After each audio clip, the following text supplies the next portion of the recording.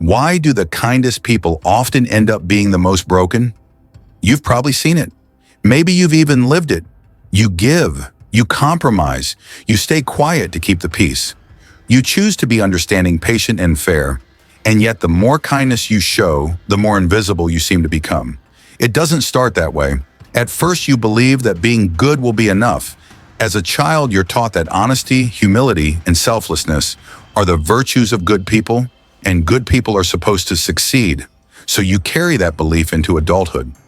You try to be the friend who always listens, the partner who always forgives the employee who never complains. But slowly, reality creeps in. People begin to take you for granted. Your silence is mistaken for weakness. Your kindness becomes a weapon used against you. And before you even realize it, you've built a life where your needs come last and where those with sharper edges seem to rise while you remain stuck, exhausted, and overlooked. But what if the problem isn't your goodness? What if the real issue is how the world reads it? This isn't a call to abandon your values. It's an invitation to evolve. Because in a world that rewards strength, strategy, and perception, not just sincerity, survival demands more than just a good heart. It demands intelligence, awareness, and the courage to stop being a pawn and start becoming a player. There's a painful truth that many good people learn far too late. Kindness alone will not protect you. It's a bitter pill to swallow, especially when you've built your identity around being the good one, the one who always helps, who never causes trouble, who forgives too quickly and speaks too softly. You keep telling yourself that one day the world will notice your patience, your sacrifices, your quiet strength. But the world doesn't reward silent suffering. It rewards power, presence, and perception. You begin to realize this the hard way.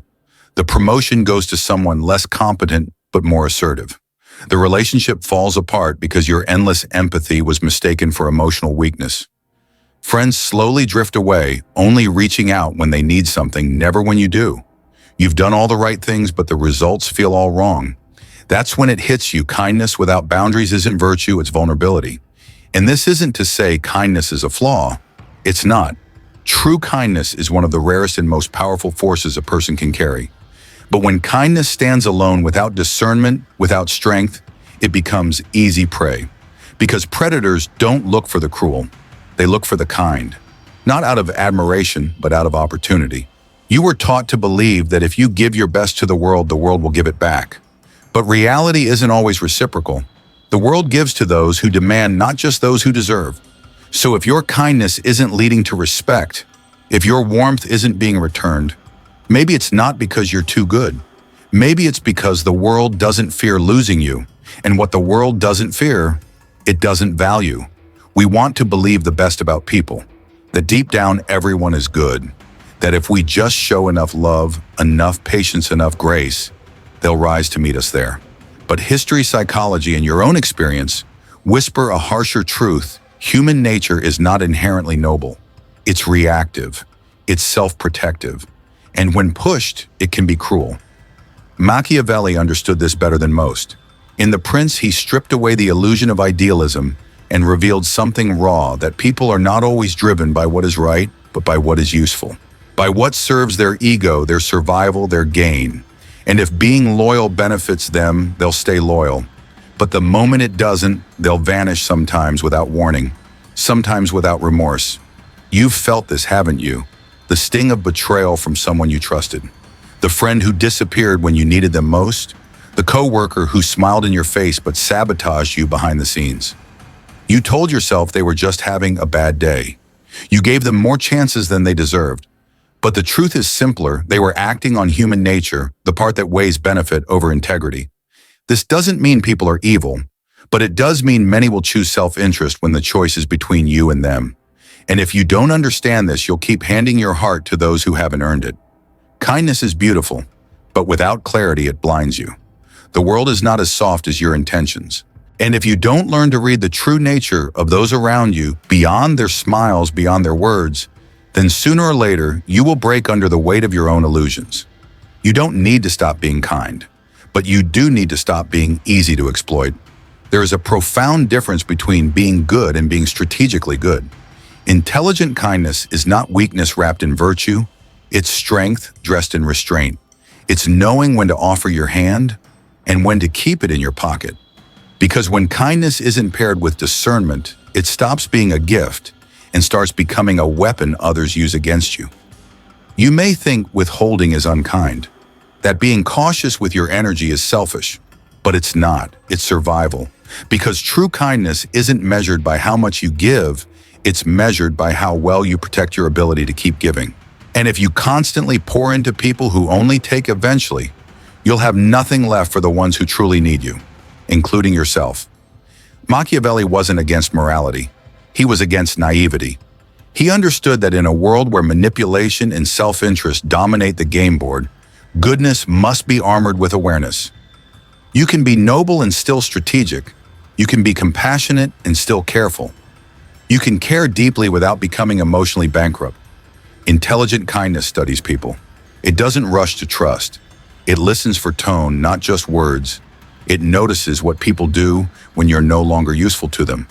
It understands that just because someone needs help doesn't mean they deserve access. You are not a resource to be consumed. You are not obligated to fix everyone who bleeds in your direction. Intelligent kindness says, I will be good, but only to those who meet me in that space with honesty, reciprocity, and respect. Because the world doesn't just need more kind people, it needs more wise ones. People who can love without losing themselves, give without being gutted, and shine without becoming someone else's fuel. It doesn't matter who you truly are if no one can see it.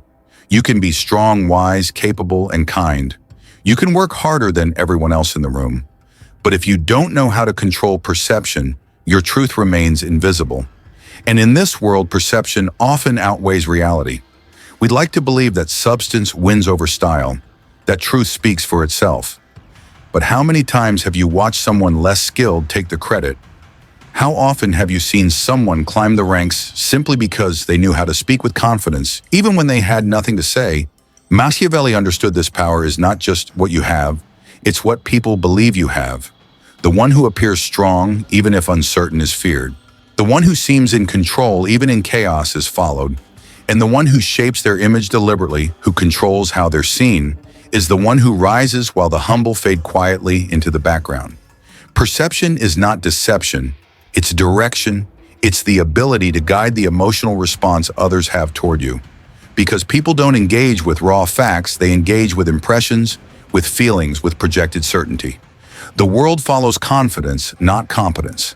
And here's the emotional cost. When you don't manage how others see you, they will invent a version of you that fits their narrative, one that often underestimates you, dismisses you, or disrespects you. And you'll feel it, not because you lack value, but because you failed to assert it. You don't need to become someone you're not, but you do need to own who you are with clarity and intention. Project what is true, but project it powerfully. Because if you don't define yourself in this world, someone else will, and they'll get it wrong. In a world ruled by appearances, your image is not just a reflection, it's your currency. Whether you realize it or not, you are constantly being observed, interpreted, and judged. And if you're not controlling that process, someone else is, and they're likely distorting the picture. Most people live passively in this regard. They assume that being authentic is enough, that if they simply be themselves, people will understand their value. But the hard truth is, value must be communicated. And in most cases, it's not your truth that people see, it's the version of you they create in their own minds. If you don't manage that perception, you leave your narrative in the hands of others. Controlling your image isn't about being fake. It's about being intentional. It means understanding what energy you carry into a room, what your silence implies, what your posture says before your words ever do. Because people make decisions about you within the first 7 seconds of meeting you, not based on facts, but on feeling. Have you ever noticed how certain people command respect without raising their voice? How they seem untouchable even when they speak softly? It's not luck, it's not magic, it's precision. They've crafted their image with care. They've learned the power of posture, eye contact, timing, and restraint. They don't just exist, they signal. And here's the emotional truth. If you don't control your image, you'll constantly feel misunderstood, passed over, underestimated, not because you lack depth, but because you failed to package it. Machiavelli said it best, it's not enough to be strong, you must appear strong. So stop leaving your power on mute. Take control of the narrative. Because in a world that listens with its eyes first, how you're seen determines how you're treated. Silence isn't weakness. It's power in its most concentrated form. We live in a world addicted to noise where people rush to fill the air with opinions, justifications, and meaningless words in hopes of being heard. But the paradox is this: the more you speak, the less people listen. The more predictable your voice becomes, the easier it is to ignore. But silence unsettles. It lingers. It makes people wonder what you're thinking, and that curiosity becomes a form of control. Machiavelli understood that power isn't always exercised through action. Sometimes it's through restraint. Strategic silence is not about passivity. It's about precision. It's the deliberate choice to hold your words until they matter. To speak not to react, but to influence. To stop giving people free access to your thoughts, your emotions, your intentions. Because every time you reveal too much, you give away a piece of your leverage. Think about how many times you've said more than you should have, out of nervousness, out of guilt, out of a need to be understood. And what did it bring? Validation or vulnerability? The truth is, people respect mystery more than they do transparency. They trust confidence more than confession. And they pay attention to those who speak like every word costs them something. Silence isn't the absence of communication. It's a different kind of message, one that says, I don't need to prove myself to you. It creates an aura of authority, of self-possession, of calculated presence. And in a world where everyone is broadcasting their every thought, the person who knows when to hold back becomes magnetic. So the next time you feel the urge to explain, to justify, to overshare, pause. Let silence do the work for you. Because those who master their tongue often master the room. And in the end, it's not always the loudest voice that wins. It's the voice that's heard, because it rarely speaks. Predictability is comfortable, but comfort never commands power. The moment people can anticipate your next move, you become manageable, containable, and eventually forgettable. They'll box you into a role, assign you a label, and treat you according to that label, not because it's accurate, but because it's easier. And the more consistent your patterns, the more vulnerable you become. That's why unpredictability is not chaos, it's calculated protection. You weren't meant to be an open book. And yet, how many times have you given people the blueprint to control you? How many times have you reacted the same way, to criticism, to praise, to manipulation? In doing so, you train the world on how to use you. But unpredictability breaks that cycle. It introduces doubt. It makes people pause before they act against you. Because when your response isn't guaranteed, you become dangerous, and the dangerous are always respected. Machiavelli understood this well. A ruler who can be read like a map is a ruler who won't last. The wise leader adapts, evolves, and redefines themselves when necessary. They don't let others get too comfortable with their rhythm, because comfort breeds assumption, and assumption kills authority. But unpredictability isn't about being erratic. It's about being unreadable with purpose.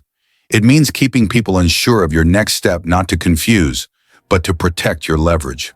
It's the pause in your voice when they expect anger, the calm when they expect chaos, the decision to withdraw when they expect confrontation. Emotionally, it can feel isolating, because unpredictability often requires solitude. It means not always explaining yourself, not always seeking approval. But the reward is sovereignty, the ability to move freely without being bound by others' expectations. In a world that demands you be predictable to feel accepted, being unreadable becomes your power. When people don't know what you'll do next, they tread carefully. And in that space of uncertainty, you gain control. So the next time they try to read you like a script, rewrite the ending. Because mystery isn't weakness, it's strategy. And strategy wins wars without ever raising a sword. Information is power. But too often we give that power away freely, carelessly, even proudly, without ever realizing the cost. There's a dangerous belief embedded in modern culture that transparency is always a virtue. That's saying everything you think and sharing everything you feel makes you honest, trustworthy, even admirable. But Machiavelli would warn you otherwise. Because in a world driven by strategy, those who reveal too much lose the advantage of being unknown. And those who remain unknown keep control. Think about it. How many times have your words been used against you? How many times have you confided in the wrong person only to watch that information become ammunition? How often have you explained yourself not because it was necessary, but because you wanted to be understood and ended up feeling exposed? The truth is, not everyone deserves access to your inner world. Not everyone should know what you fear, what you dream of, what you're planning next. When you give away your thoughts too freely, you become easy to anticipate, easy to manipulate, easy to disarm. Strategic people understand this. They speak less, not because they're hiding, but because they're thinking. They measure their words. They master the art of saying just enough. They create an aura of mystery, not to deceive, but to protect their emotional real estate. Because what people can't predict, they can't control. Machiavelli taught that a true leader must know when to speak and when to remain silent, not out of cowardice, but out of wisdom. When you withhold, you force others to wonder. You shift the dynamics. Suddenly they're leaning in, not to challenge you, but to understand you. And in that moment of curiosity, you hold the power. Emotionally controlling your information builds a fortress around your mind. It grants you space to process without interference, to navigate relationships without becoming a mirror for someone else's agenda. So speak when it serves you. Reveal only what strengthens your position. And remember, power isn't always in what you say. Sometimes it's in what you refuse to say. Because the most powerful people in the room often aren't the loudest. They're the ones everyone else is trying to figure out. In the economy of human interaction, what is abundant is ignored, and what is rare becomes sacred. You may not realize it, but every time you make yourself too available, too accessible, too responsive, you slowly erode your perceived value. People begin to assume you'll always be there. They stop listening when you speak because you always speak. They stop appreciating your presence because you never leave. And the tragedy is, you're doing it out of love, out of loyalty, out of a desire to matter. But here's the truth: nothing is more quietly devalued than what is always present. Machiavelli warned against excessive familiarity. He understood that when a leader, whether in politics, relationships, or daily life, becomes too common, they lose the mystique that commands respect. You don't need to be distant to be powerful, but you must be measured. Because power is never sustained through overexposure. It's preserved through precision. Ask yourself, how many times have you overextended yourself for people who gave you nothing in return?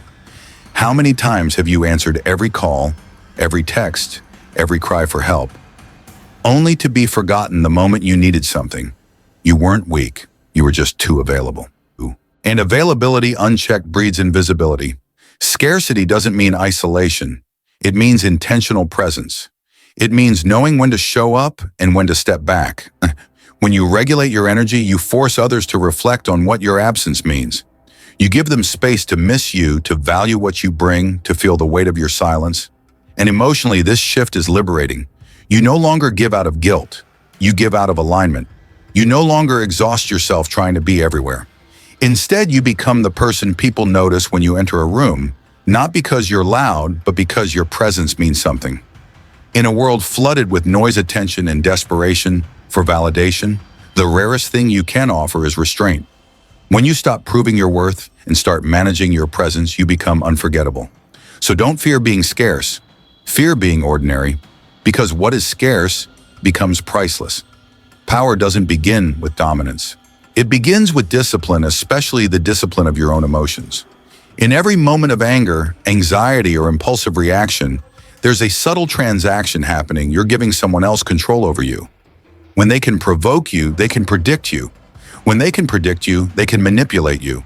And when they can manipulate you, you're no longer leading the situation. You're being led by it. We often think power belongs to the loudest voice in the room, but true power, lasting power, belongs to the one who doesn't flinch, the one who can be insulted without losing composure, the one who can be misunderstood and still remain centered, the one who chooses their response instead of being hijacked by emotion. Machiavelli saw this clearly. A ruler who acts on impulse is doomed, but one who calculates, who restrains, who responds with cold precision, that is a leader people fear and respect. Emotional control isn't about suppressing what you feel. It's about mastering it so fully that no one else can weaponize it against you. Think back to the last time someone got under your skin. Maybe they said something cruel. Maybe they disrespected you publicly. Your instinct was to react, to snap back, to defend, to explain. But what did that reaction cost you? Dignity, clarity, influence.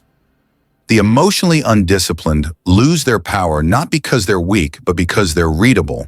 And readability is a liability.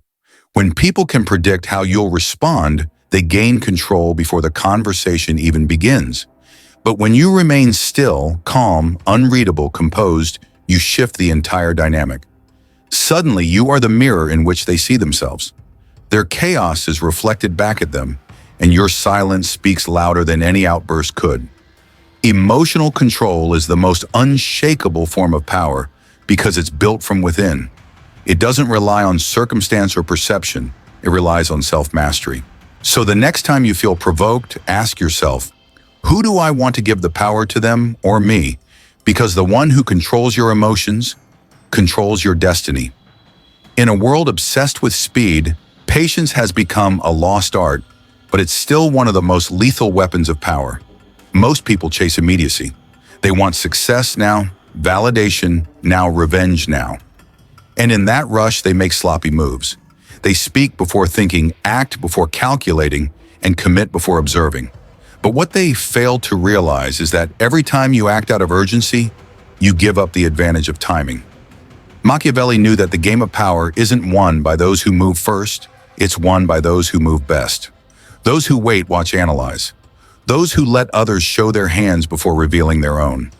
Strategic patience isn't passivity, it's pressure applied in silence.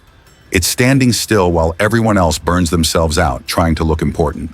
Have you ever seen a hunter strike too early? They miss. The prey escapes. But the one who waits, who breathes, who doesn't flinch, that's the one who makes the kill. It's no different in human dynamics. Whether in business relationships or leadership, the one who can delay gratification, delay reaction, and delay action until the right moment, that's the one who dominates without needing to announce it. Emotionally, this requires strength. It means resisting the temptation to prove yourself prematurely. It means staying silent when you want to scream, observing when you want to react, walking away from temporary rewards to secure long-term power. And the truth is, most people can't do it. They crave motion. They fear the stillness. But power is born in stillness. Strategic patience makes you unpredictable. It forces others to doubt your next move. It creates tension. And that tension, when used wisely, becomes your leverage. So stop measuring your worth by how fast you move. Measure it by how well you wait. Because the person who waits with intention owns the moment when it finally arrives. And when that moment comes, you won't need to force it. You'll already be positioned to win.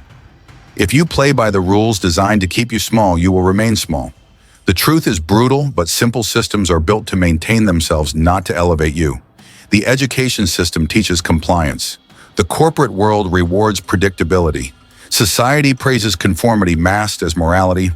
And if you operate within those limits, hoping that excellence alone will get you noticed, you will disappear into the noise, respected maybe, but easily replaced.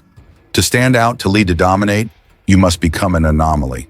That doesn't mean breaking rules for the sake of rebellion. It means understanding the rules so deeply that you can bend them, shift them, and when necessary, write entirely new ones. Machiavelli never advocated for chaos, he advocated for intelligence, for subversion with purpose, for power that's earned not by obedience, but by strategic deviation. Look around.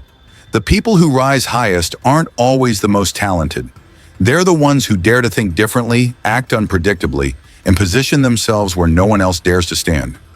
They're the ones who turn silence into a weapon, patience into power, and perception into influence. They aren't waiting to be invited. They're creating their own space and then making others want entry. Emotionally becoming an anomaly can feel isolating. You'll be misunderstood, criticized, even mocked. But that's the tax you pay for rising above mediocrity. Because those who blend in are rarely attacked, but they're never remembered either. And the goal is not just to exist, it's to leave a mark. To become an anomaly is to choose intentional contrast, to walk away from the crowd not out of arrogance, but out of clarity. To stop asking for validation and start commanding attention through results, restraint, and mastery of self. You weren't born to be a replica. You were born to be a disruption. So stop trying to fit into a system that was never built for your power, and start becoming the one thing that system can't absorb, predict, or control. An anomaly. You weren't powerless. You were unarmed. For too long, you may have believed that your silence was virtue, your loyalty was strength, your kindness was enough. But the truth is, in a world ruled by perception manipulation and calculated behavior, those without strategy are devoured by those who have one. That's why your power must be reclaimed, not through force, but through precision. Through intentional moves, emotional discipline, controlled image, and strategic distance. When you stop reacting and start calculating, everything shifts. You go from being someone who's moved by the game to someone who moves it. Reclaiming power means rewriting your habits. You no longer overshare just to feel heard. You don't give people access just because they ask. You don't respond to disrespect with rage or silence. You respond with control. Every action becomes intentional. Every word a tool. Every move measured. Machiavelli taught that survival belongs not to the strongest, but to the smartest. And you've now seen what happens when you live without a strategy. You're underestimated, overlooked, exhausted.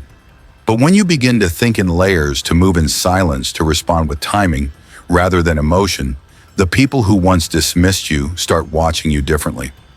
They wonder what changed, what happened, why the energy feels different when you walk into the room. And the answer is this: you stop giving power away. Emotionally, this reclamation is one of the most liberating experiences. You no longer beg for recognition. You don't overextend to earn your place. You operate from alignment, not approval. You build leverage through silent space and selective presence. Power is not noise. It's not domination. It's not visibility at all costs. Real power is quiet, deliberate, and deeply aware. And when you understand that strategy isn't manipulation, it's self-respect, you begin to rebuild your identity from the inside out. So now the question becomes, will you keep playing by rules that keep you powerless? Or will you begin to play by the rules that actually work? Because the moment you apply what you now know, you stop surviving the game and start mastering it. If there's one lesson you can carry from all of this, it's this: being a good person is not enough. In today's world, character without clarity, kindness without boundaries and honesty, without strategy, will not elevate you. They will exhaust you. You'll be overlooked, underestimated, and most painfully used by people who know how to play the game better than you. But this isn't a call to abandon your values. It's an invitation to refine them. You don't need to be cruel to be respected. You don't have to manipulate to lead. But you do need to be intentional. Because the world doesn't respond to your intentions. It responds to your image, your timing, your emotional discipline, and your ability to know when to step forward and when to step back. Strategic silence, emotional control, and unpredictable presence aren't just tactics. They're boundaries. They protect your energy, your dignity, and your future. And the best part, they're learnable. You can train yourself to observe more, speak less, and move with precision rather than reaction. The most powerful version of you doesn't beg to be seen. It's noticed by its restraint, respected for its distance, and remembered for its impact. So here's the truth. You don't need to be louder. You need to be sharper. You don't need to be nicer. You need to be wiser. Because when you master yourself, no one else can master you.